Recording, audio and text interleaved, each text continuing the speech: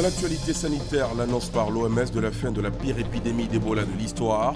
Mais le gouvernement ivoirien joue la carte de la prudence. Toutes les mesures préventives contre la maladie sont maintenues sur le territoire ivoirien en attendant les 90 jours marquant la fin définitive de l'épidémie.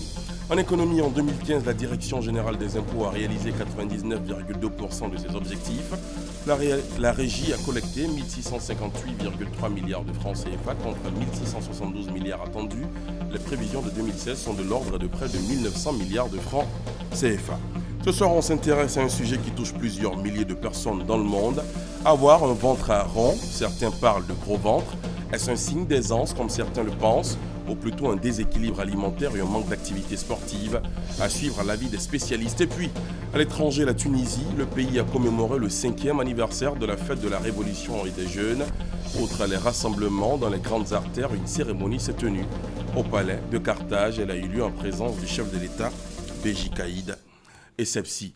Voilà pour les titres. Bonsoir à tous, bienvenue dans la grande édition.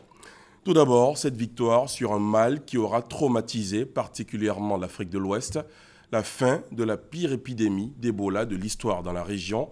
L'annonce officielle a été faite ce matin par l'Organisation mondiale de la santé OMS. Aucun nouveau cas n'a été détecté au Libéria, dernier pays encore affecté 42 jours après, donc 2 fois la durée maximale d'incubation. Adamaka Magaté, Alexis Ouedraogo. L'Afrique de l'Ouest, enfin débarrassée d'Ebola. Ce jeudi, l'Organisation mondiale de la santé a officiellement annoncé la fin de la propagation de la maladie au Libéria, le dernier foyer restant après la Guinée et la Sierra Leone.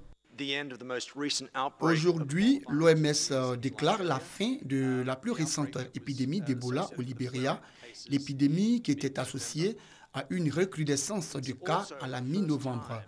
C'est également la première fois que les 3 pays d'Afrique de l'Ouest, la Guinée, la Sierra Leone et le Libéria, ont mis fin à toutes les chaînes connues de transmission d'Ebola depuis le début de l'épidémie en 2014.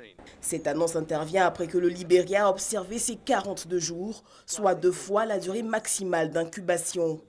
Vigilance toutefois, prévient l'OMS, car les cas de résurgence de l'épidémie ne sont pas à négliger. Bien que cela soit une étape importante et un important pas en avant, nous devons souligner que le travail n'est pas encore terminé puisqu'il y a toujours un risque de réapparition de l'épidémie due à la persistance du virus chez certains survivants. L'épidémie d'Ebola en Afrique de l'Ouest est la plus grave depuis l'identification du virus en 1976. Partie en décembre 2013 du sud de la Guinée, elle s'est propagée dans 10 pays en Afrique, en Amérique et en Europe. La maladie a touché près de 29 000 personnes et tué 11 315 dans le monde, un bilan sous-estimé selon l'OMS. Le gouvernement ivoirien, prenant acte de cette déclaration de l'OMS, a fait le choix de la prudence. C'est vrai, l'Organisation mondiale de la santé a annoncé la fin de la maladie, mais toutes les mesures préventives contre Ebola sont maintenues sur le territoire ivoirien en attendant les 90 jours marquant la fin définitive de l'épidémie. D'autres précisions avec Michel Digré. L'annonce par l'OMS de la fin de l'épidémie de la maladie à virus Ebola en Afrique de l'Ouest a réjoui les populations ivoiriennes, encore plus les férus de viande de brousse. Mais ces derniers devront encore patienter au moins 3 mois pour renouer avec les anciennes habitudes. La nouvelle du sursis pour les agoutis et autres biches est venue du 16e étage de la tour abritant le ministère de la Santé. Le Conseil national de sécurité, présidé par son Excellence Alassane Ouattara, président de la République, en sa session du 14 janvier 2016, ce jour donc, a décidé du maintien de l'ensemble des mesures de prévention contre la maladie à virus Ebola en attendant les 90 jours marquant la fin définitive de la maladie dans les 3 pays. Cette décision répond aux soucis de protection de la santé des populations et surtout de capitalisation des acquis dans le sens du renforcement durable de nos systèmes de santé. Face à la menace que représentait la maladie à virus Ebola, le gouvernement ivoirien a pris depuis 2013 plusieurs mesures préventives dont l'interdiction de la consommation de viande de brousse. Des mesures qui ont permis au pays d'être épargné par l'épidémie qui a secoué la Guinée et le Libéria, deux pays ayant des frontières communes avec la Côte d'Ivoire. Il n'a pas été facile de lutter contre Ebola. Tous les spécialistes s'accordent à dire que c'était la pire épidémie depuis 40 ans. Elle a même suscité à un moment le décret d'une urgence de santé publique de portée mondiale.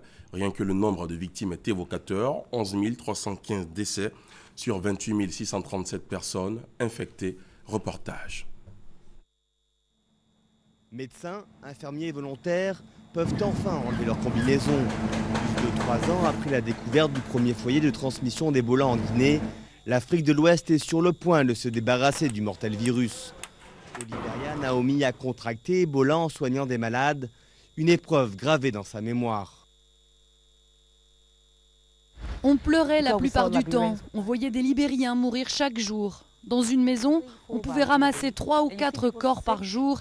Et vous voyez des gens malades. À chaque fois que j'en parle, je pleure parce que c'était une expérience horrible que nous ne voulons plus jamais revivre au Libéria.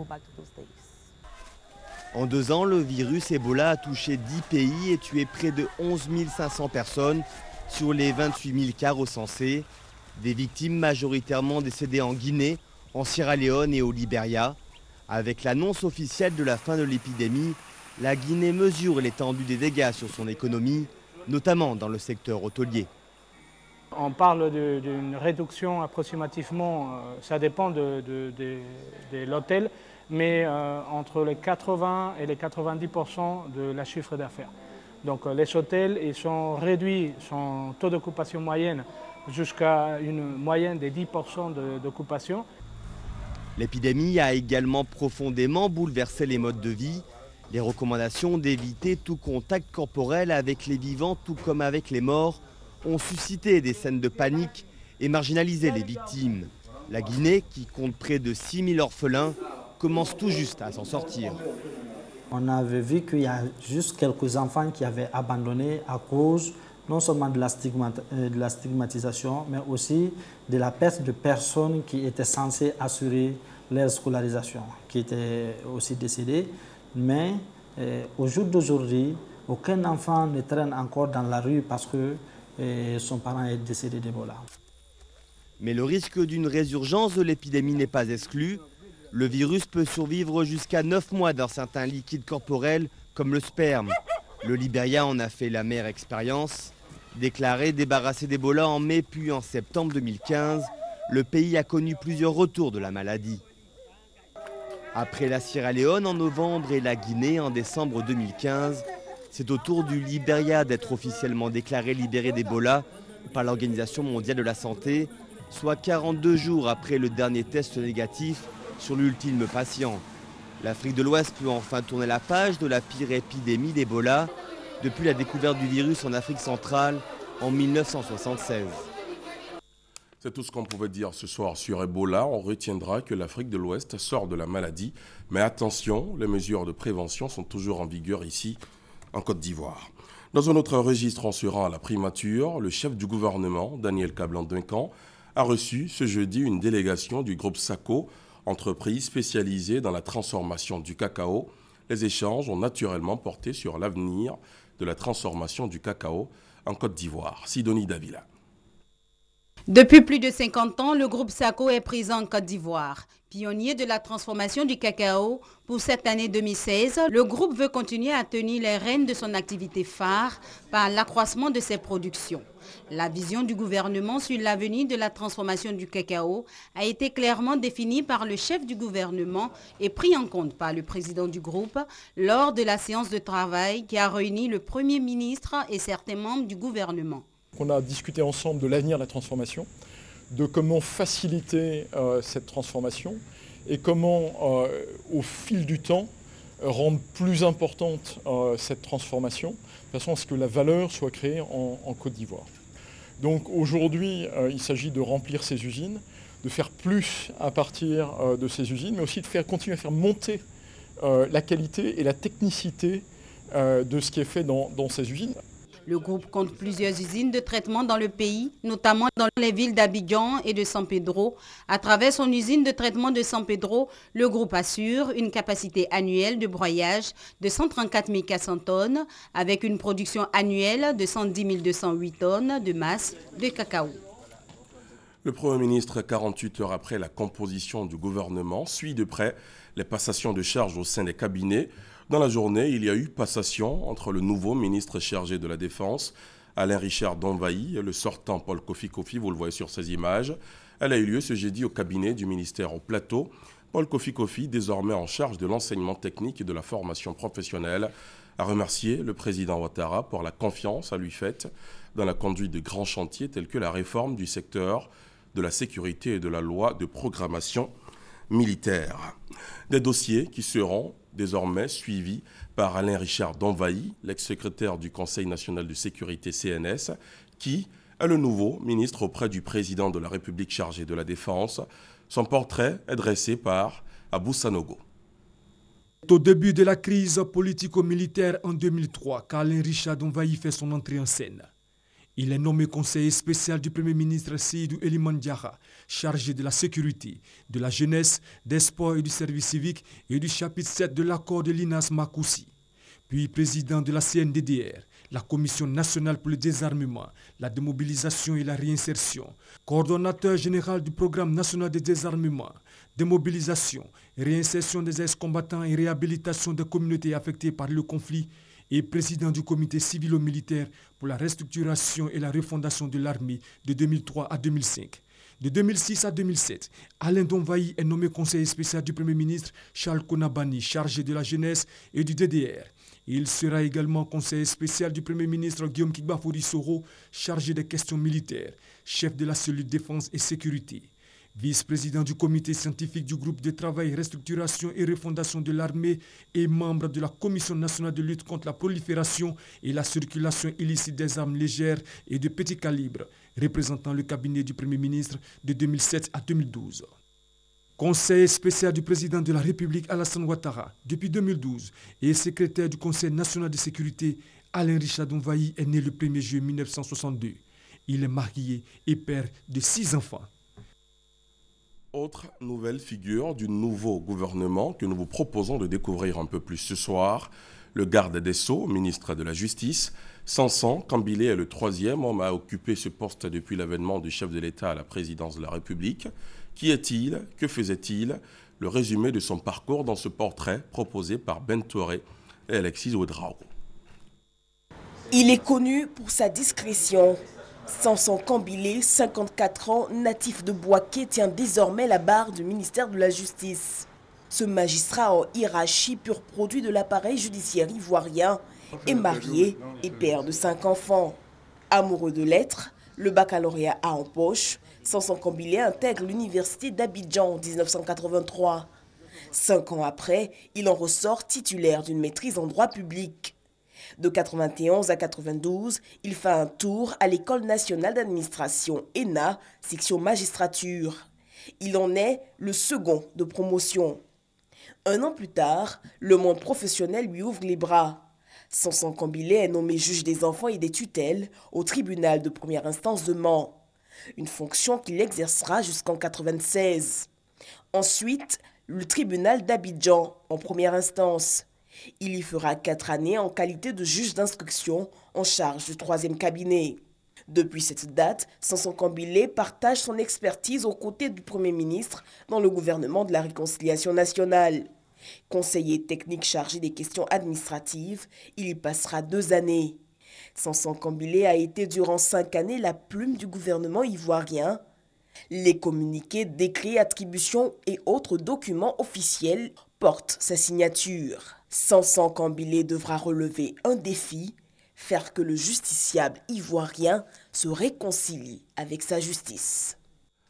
Autre sujet, le médiateur de la République a dressé le bilan des activités de l'institution dont il a la charge. Une année 2015 qui, selon lui, aura été riche au regard des actions menées. Bilan rendu public au cours d'une rencontre avec le personnel dans les locaux de l'institution. Abou Sanogo.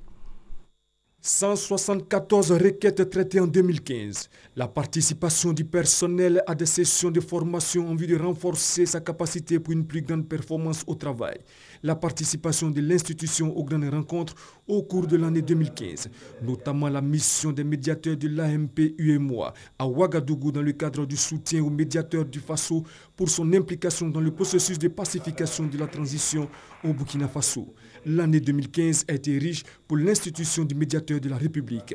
C'est ce qui ressort de la rencontre entre Ngolo Coulibaly et son personnel.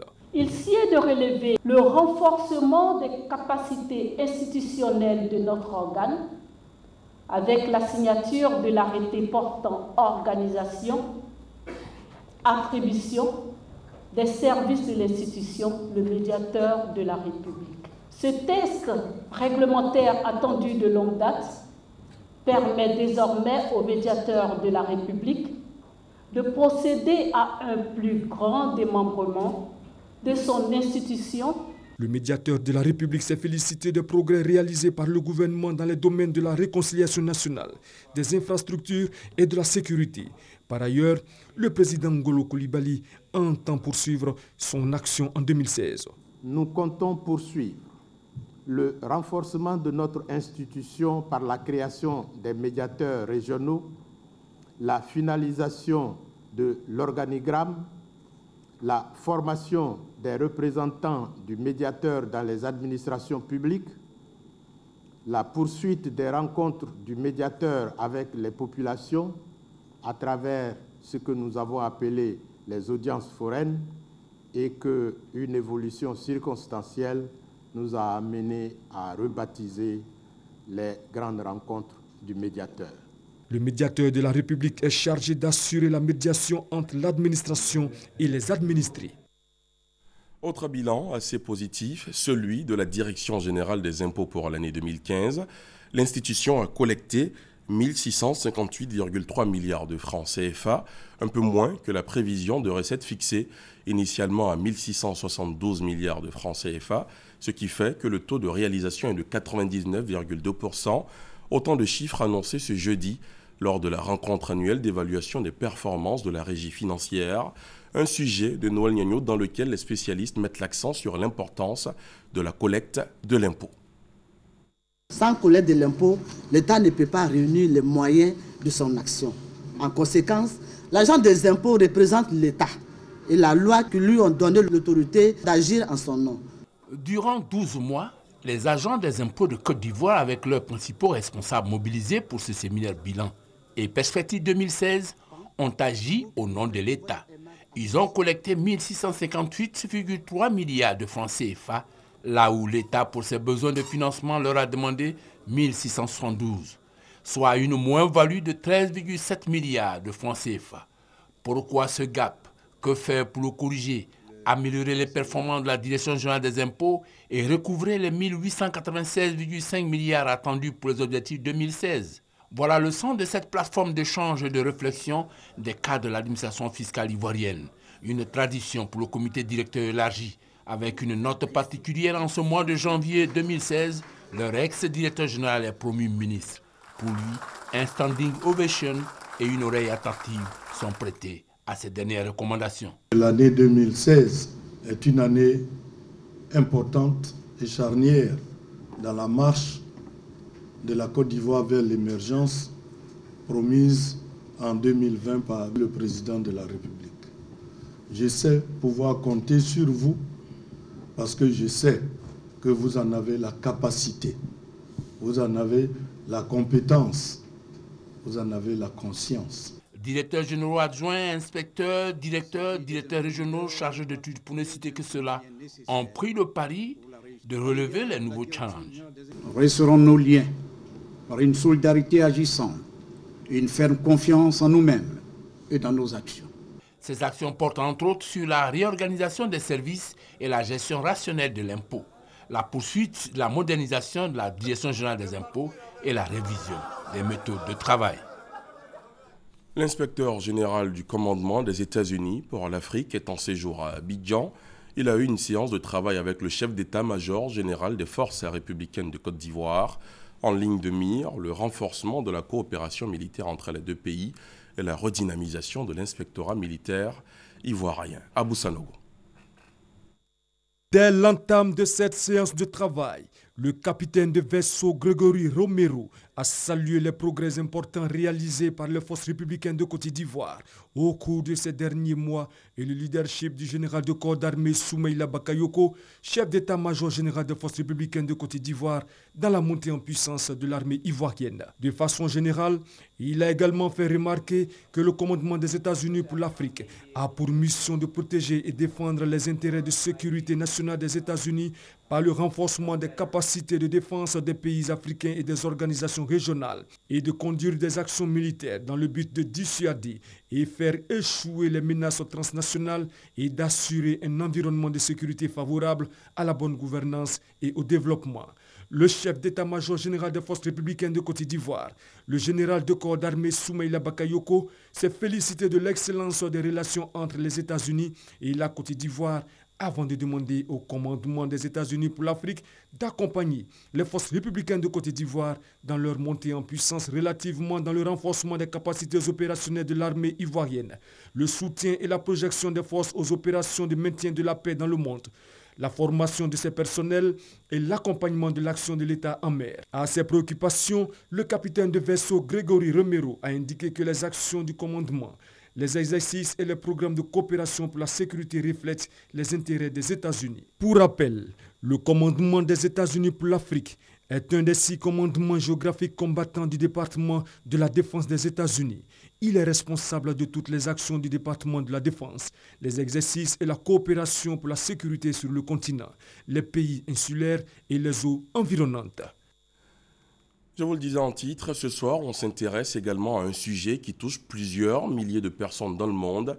Avoir un ventre à rond, certains parlent de gros ventre. Est-ce un signe d'aisance, comme certains le pensent, ou plutôt un déséquilibre alimentaire et un manque d'activité sportive? Nous avons soumis ces interrogations à des spécialistes. À en croire les médecins, un ventre à rond, ou en termes médicaux, l'obésité abdominale est un facteur important de risque cardiovasculaire. Le reportage d'Ami Sissoko. Gros ventre ou bédaine. Si avant c'était signe d'aisance matérielle, de bien-être dans l'entendement africain, les choses semblent bien avoir changé aujourd'hui. Aujourd'hui, on voit que nous les femmes, nous sommes plusieurs qui avons un gros ventre. On n'arrive pas à s'habiller comme les autres. On nous disait que c'est parce qu'on accouche, on n'attachait pas le ventre. Mais actuellement, là, on voit que même des jeunes filles, elles ont un gros ventre, donc on ne comprend plus. Je faisais 120 kilos.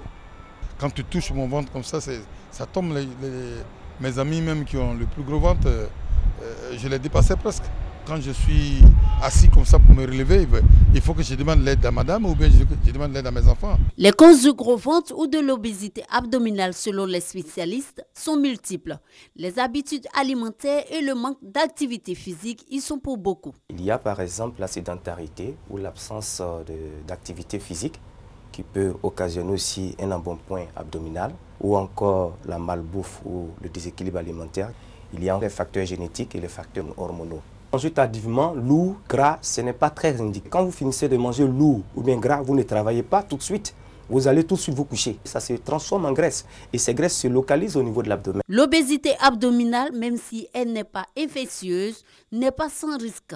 De nombreuses maladies y sont liées. Ce sont des patients qui vont ronfler la nuit. Sur le plan cardiovasculaire, cette obésité peut induire une hypertension artérielle. Sur le plan gynécologique, surtout pour les femmes, voilà, il y a ce qu'on appelle le syndrome des ovaires polykystiques qui peut être cause de stérilité chez la femme. L'une des complications majeures de l'obésité viscérale en particulier reste le diabète. Nous mesurons ce que nous appelons le tour de taille.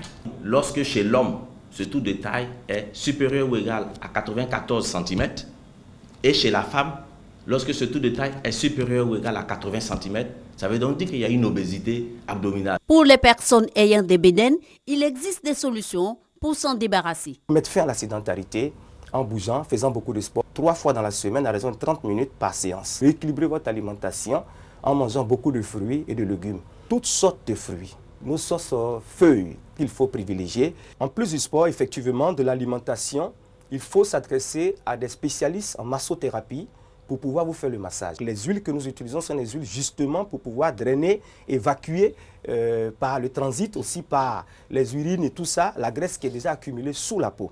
Des patients n'ont pas hésité à passer à l'acte. Je faisais 110 kilos. Là, je suis à moins de 5 kilos en moins de 2 semaines de séance. Depuis que j'ai commencé, je me sens très à l'aise. Pardon, je pesais 115 kilos.